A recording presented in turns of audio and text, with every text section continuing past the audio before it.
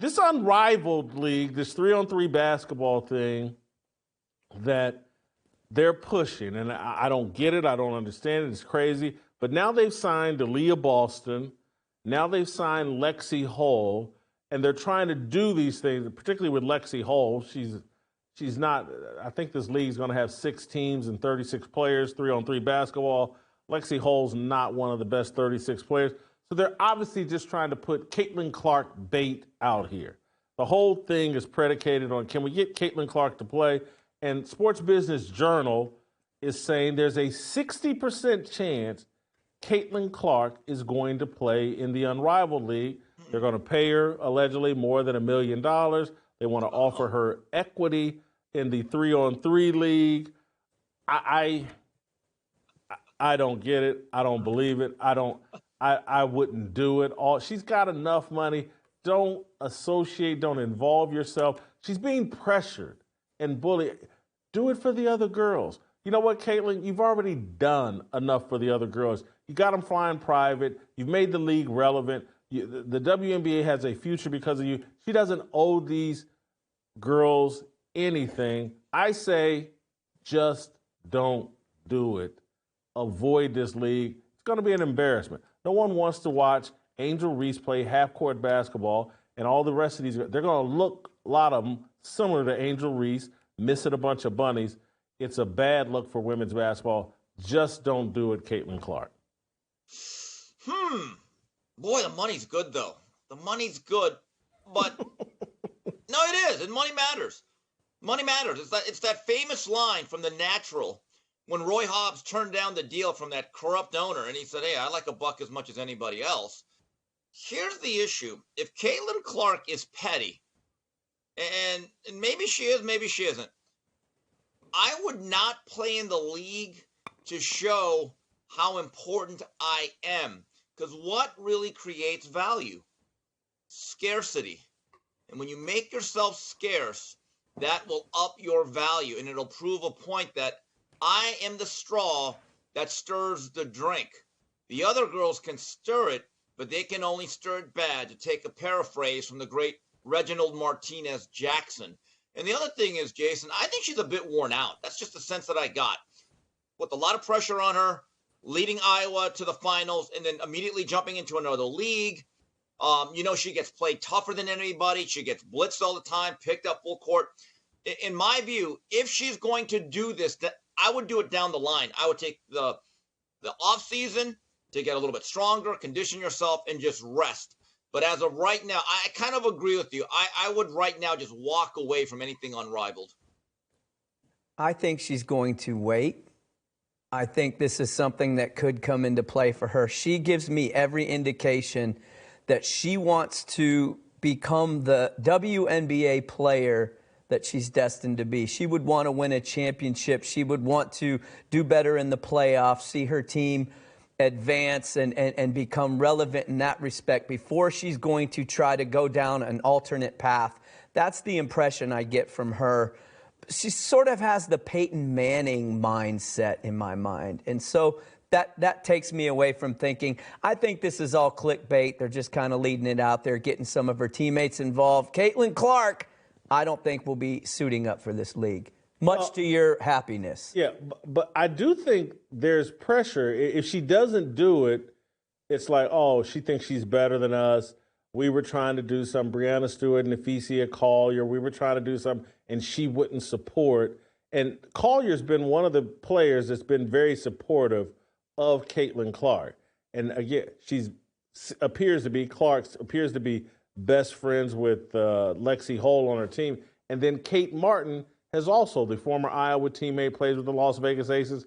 She's agreed to play in this. But sometimes you got to be the bad guy.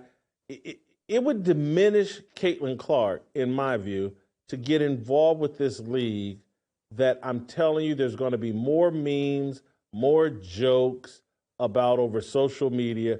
It's not going to work. People don't want to see this. The men are failing with the big three. There's no appetite out here to watch people play 3-on-3 basketball. We're just developing an appetite to watch women play 5-on-5 basketball Why get out here with a bad product and associate yourself with something that's going to be this big of a flop? Somebody in her camp needs to come up with some injury that she has and why she can't play. She have mono, something. Somebody needs to come, oh, I caught COVID. I can't play. Somebody, oh, I got pregnant. I can't play. Somebody needs to come up with an excuse to get her out of this. Yeah, here's the issue. What type of arenas is this league going to be in? High school gymnasiums? Without Cailtin Clark, and specifically Cailtin Clark games would be about the only things that would draw. I mean, let's go back here to the WNBA. There were times when teams would have to rent out bigger arenas specifically because of one player and then go back into the matchbox for the next game. I'm with you, Jason. The 3-on-3 with men, it's okay. I support the business. I support the enterprise.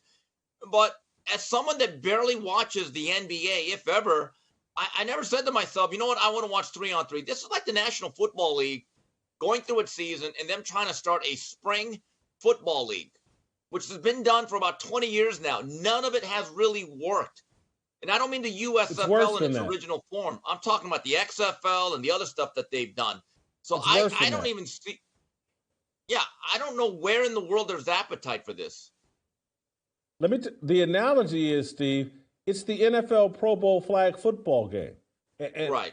That's what this is. It's not real football.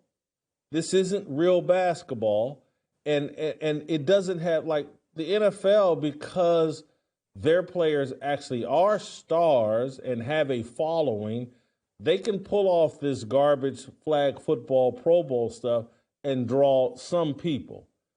But this here will not draw anything. It's going to draw laughs is what it's going to draw.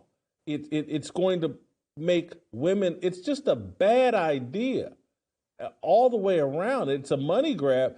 TNT and the other idiots that are financing this, it's a way of, I guess, just handing these women money, and maybe that's all this is. It's just some sort of feminist money laundering scheme. Jason, I believe this is going to be interesting. This is where I don't want her to play at all, because the very same media outlets that'll claim that the ascension of the WNBA and the revived interest and the increased television ratings and everything else was not about one person. When this thing fails like New Coke, they will blame the absence of one person. The same one, Cailtin Clark. And if she gets involved and it fails, they'll blame Kate. Well, I guess Cailtin Clark's not as powerful as we thought. I guess Cailtin Clark isn't the big deal that we thought. Look at this failed league. She needs Asia Wilson and everybody else to be successful. As a marketing director for the new league that I might be, I would suggest we get Shaq to be in charge of what uniforms they're going to wear in this league, because that could be a completely different element we're not thinking about. Well, then I'd go make them play. There'd be more interest. Well, I don't know about WNBA players. Oh, boy. And those outfits. Oh, boy. I was going to make them play beach volleyball, but I don't know if I want to see that either. Yeah, I don't think I want to see that either. I got you guys. Don't worry, I got you guys. Help us grow the Fearless Army. Pound that like button, subscribe to the channel, and share this video with all your fearless friends.